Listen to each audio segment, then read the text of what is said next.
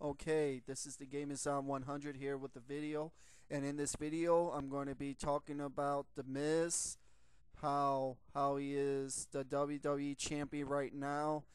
I'm going to say that in my view that The Miz is not my WWE champion from what I can tell.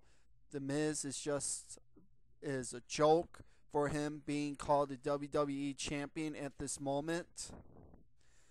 And I know all the Miz fans are not gonna like this, but that's how it is. That's how I feel about the Miz being WWE champion.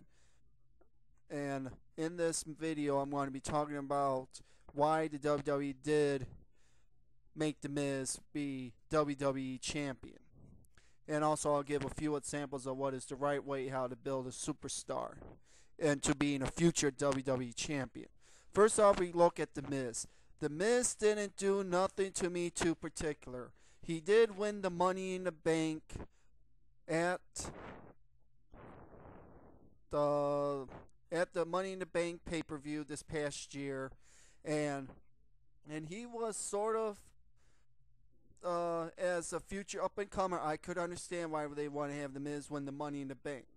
But what the WWE should have done is they should have built The Miz more by having to have some credible wins against John Cena, Randy Orton, Triple H, even including Sheamus as well. But the WWE didn't decide to do that.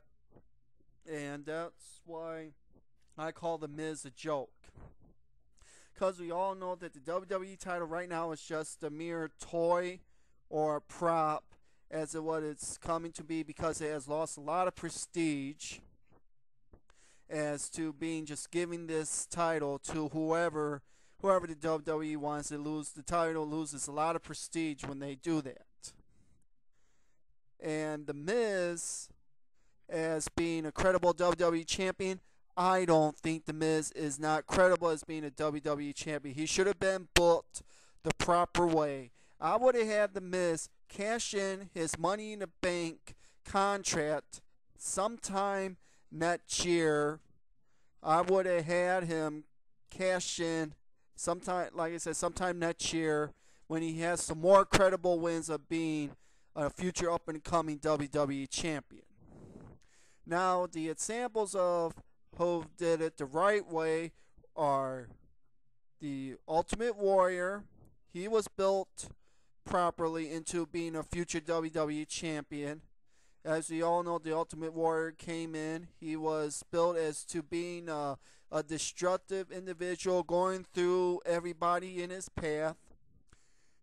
He was undefeated for like 15 months in the WWE. Then he got his title match against the Honky Tonk Man at SummerSlam of '88. He beat the Honky Tonk Man in the fastest title match for the Intercontinental title, and he convincingly beat the Honky Tonk Man. He was credible as he was going to be a future up and coming WWE champion. And so we'll see what happened with the Ultimate Warrior. He kept the title to WrestleMania 5 when he lost the title to Ravishing Rick Rude, and you know Rick Rude cheated the Warrior out of the Intercontinental title. But then the Ultimate Warrior started to hunt Rick Rude down because he was proud of being an Intercontinental champion at the time. He was proud of being that champion. Then we seen the Warrior regain the Intercontinental title at SummerSlam from Rick Rude, and we seen the Ultimate Warrior keep the belt all the way to WrestleMania 6, and when he defeated Hulk Hogan for the WWE title, he was the first ever Intercontinental WWE title holder. At that time, he was the first person to hold both titles, and the fans believed that the Warrior was the guy. The WWE thought that he was the guy to lead the WWE into the next quarter century, or was supposed to be. And the WWE built the Ultimate Warrior the right way. My next example is Bret Hart. Bret Hart was billed as being a tag team wrestler. He was good as a tag team wrestler, but after when they lost the tag titles to the Nasty Boys, him and Jim the Anvil Neidhart lost it at WrestleMania 7. The Hart Foundation split up. Bret Hart wanted to do a singles career. He did just start a singles career. He faced Mr. Perfect at SummerSlam of 91. He faced Mr. Perfect. He beat Mr. Perfect for the Intercontinental title, in all due respect for Mr. Perfect, because he was dealing with a bad back at the time, and they had a pretty good match at the SummerSlam of 91, because we all know that Bret Hart and Mr. Perfect had great matches before they had their Intercontinental title match prior to that. So Bret Hart was convincingly he was the Intercontinental Champion. He held the belt until January, where he lost it to the Mountie because he was under the weather supposedly, and he lost the title. But Bret Hart regained the title in a very good match against Roddy Piper at WrestleMania 8, and Roddy Piper was credible, that he was believable as being a top guy in the WWE, which he was a top guy in the WWE, and Bret Hart beat the top guy, a main eventer in Roddy Piper. He won the Intercontinental title. Then Bret Hart kept the title until SummerSlam, and the WWE decided to build on the up and coming British Bulldog, because he was going to be the next Intercontinental Champion. They had a very, very good match at SummerSlam of 92 for the Intercontinental title. And then after that, we seen Bret Hart went in to face Bret Hart for the WWE title, and he beat Ric Flair for the WWE title, and by that time, Bret Hart was believable and credible as being a WWE champion. Now we look at Shawn Michaels. Shawn Michaels was a great wrestler. He was a tag team wrestler for so many years until when the Rockers split up. Shawn Michaels did go in a singles role. In his early part of his career, yes, Shawn Michaels did challenge the WWE champion at the time, which was the Macho Man Randy Savage. And Macho Man Randy Savage and Shawn Michaels had pretty good match. I think it was in April of '92, in England, or Sheffield, England. They had a good match, and it was believable that Shawn Michaels did work that match well. He was soon to be an up-and-coming WWE champion. As we all know, we've seen him later on in that year. He defeated the British Bulldog for the Intercontinental title, and then he held the Intercontinental title for a while. And then he had some feuds, and the WWE was still building him up to being a credible up-and-coming champion. As we all know, he came into the Royal Rumble of 95. He won the Royal Rumble in 95.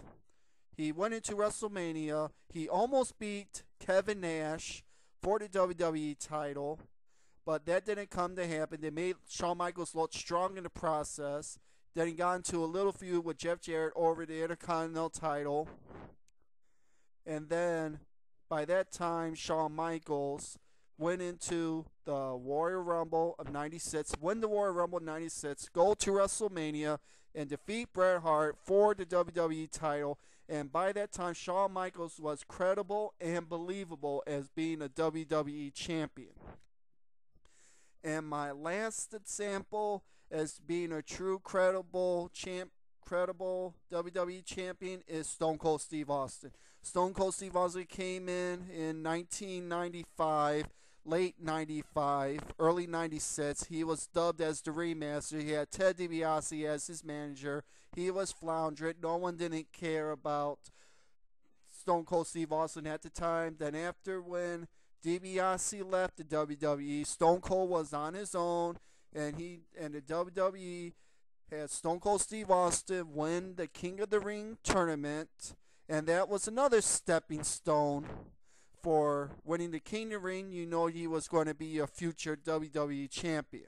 And of course, we know his famous promo, and he said he was going to be taking on whoever wherever in the WWE at the time, and he did that. And then he challenged Bret Hart for Bret Hart to come back, and he faced him at the Survivor Series of '96. And Stone Cold Steve Austin was credible of beating Bret Hart, but Bret Hart managed to out out outfit Stone Cold Steve Austin. But Stone Cold Steve Austin was convincible into believing he can be a future champion. And of course, he won the Royal Rumble and controversially, but that all led into a match with Bret Hart, and Stone Cold Steve Austin lost to Bret Hart, but Stone Cold was still being billed as to being a top guy in the WWE. Then he went to face Bret Hart at the next month's pay-per-view, and he beat Bret Hart by DQ, and then Stone Cold got his WWE title match against The Undertaker, and Stone Cold Steve Austin almost beat The Undertaker, but it wasn't for the Hart Foundation that cost Stone Cold the match, and that allowed Undertaker to win. Then he got into a feud with Owen Hart over the Intercontinental title. He got the title from Owen Hart. Then he lost it due to an injury. Then he regained it from Owen Hart at the Survivor Series of '97. Then he held it for a month. Then he lost. Then he just gave it to The Rock because he didn't want to be Intercontinental Champion anymore. He was putting his focus into winning the WWE title. And he went into the Royal Rumble of '98, won the Royal Rumble. Then he went into WrestleMania, and he defeated Shawn Michaels for the WWE title. And by that time, Stone Cold Steve Austin was credible and believable as being a champion at that time. He was convincing, and that what led into the Attitude Era of the WWE. Now, from what I said, has The Miz done any of that stuff that what